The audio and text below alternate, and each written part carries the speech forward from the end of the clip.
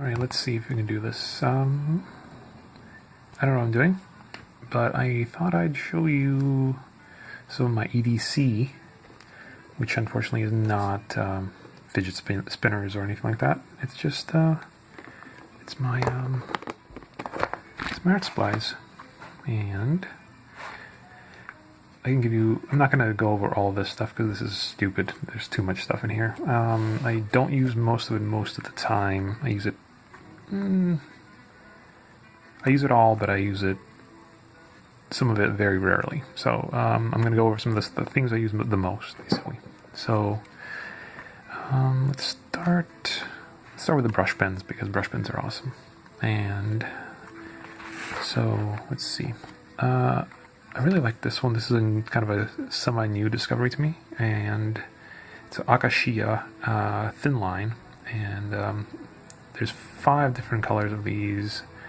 They're all kind of muted colors, and this one is just a black. There's like a purple and green and kind of weird turquoise, not turquoise, whatever. You can see it. But I like them a lot. They have a really great tip. Like, it just stays really sharp. They don't flow very fast, so you can get a lot of like a dry brush effect, basically. And I'm going to use. I'm just going to show a little bit of it. So this is the paper I'm going to be using. This Borden Riley. It's basically. It's just good paper. I don't know. It's fairly smooth, so that's what it is. But we'll just to show off a little bit what it does. So this is you can get very, very thin lines with it, and I'm kind of fat. I need to get used to it. It is a soft and kind of.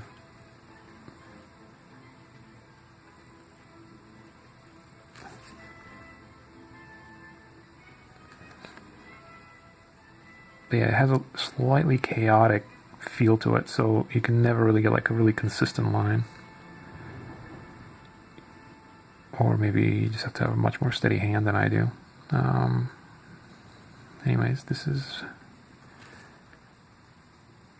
You can go really light, and obviously, as I said, if you go faster, it starts drying out on you because it just doesn't flow very fast, and so you can get some interesting feathering techniques, which I really like. It's just a really good pen, but it also it's really good for detail. Like, you can get some really nice specific things you want to do. I highly recommend this to anyone that likes brush pens. So yeah, the Akashiya ThinLINE. Anyways, let's see what's next.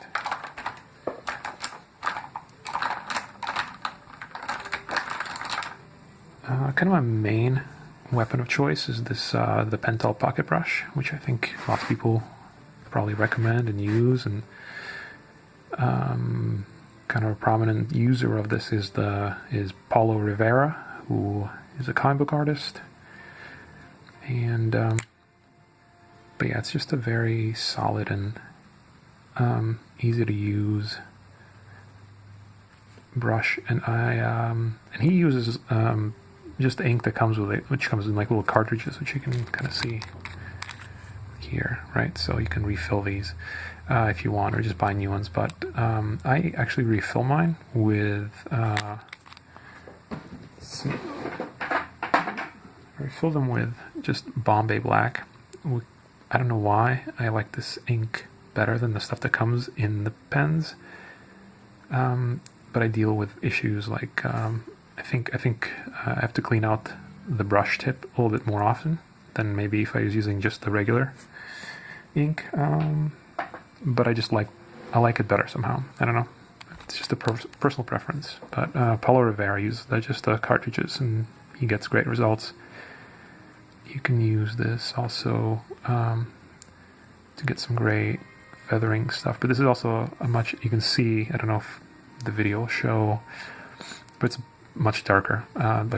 This is kind of a Sumi ink, right? It's a Sumiro or whatever it was called, the Akashiya, and it's kind of more gray, really. But this is black, like just straight up black, and very nice and dark and consistent, and you can fill much larger spaces with it. And you can see kind of like the difference, right? You can get really fat if you want, from like thin. Right, so it's very versatile. Again, it's a very kind of soft tip to it, and I like it a lot. But you got to get used to it. I think actually Jake Parker just put out a video talking about it too, and he likes it. So you can watch him doodle with it. Oops. So this is the other one. And actually, I don't remember what this one's called. This one just looks like it's almost out, so we'll see if it works. I don't use it very often. This was a brush pen recommended to me by Sanford Green, actually, who uses this. But it has a weird, like, rubber tip instead of like a brush, really. But it's very dark also, and you can get really nice, tight points, and it's non-refillable in any way, which is fine. And really the only reason I don't use it very often, although it looks like I've used it up pretty much, is that the ink is not water soluble. I mean, it is water soluble, so if I like run over it, it will smear on me, right? So, which is not my favorite thing, because I kind of get my hands into stuff, like when I'm drawing, also my hand just gets in the way, and then I feel really terrible, and I messed up a piece. So there you go. That's some of my favorite brush pens right now. I also use for some coloring and stuff. I will use like a Prismacolor. I really like the Prismacolor orange brush. Although when you buy them, if you don't buy them in a pack, obviously, if you buy them individually, I recommend checking out the actual tip of it, because some tips have a nice point and some do not.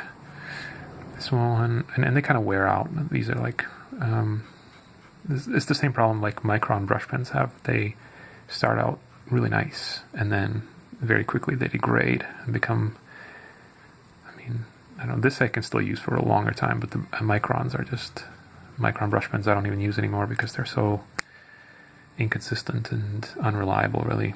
So yeah, those are some of my favorite brush pens. I will talk about more stuff if this turns out at all. Alright, bye.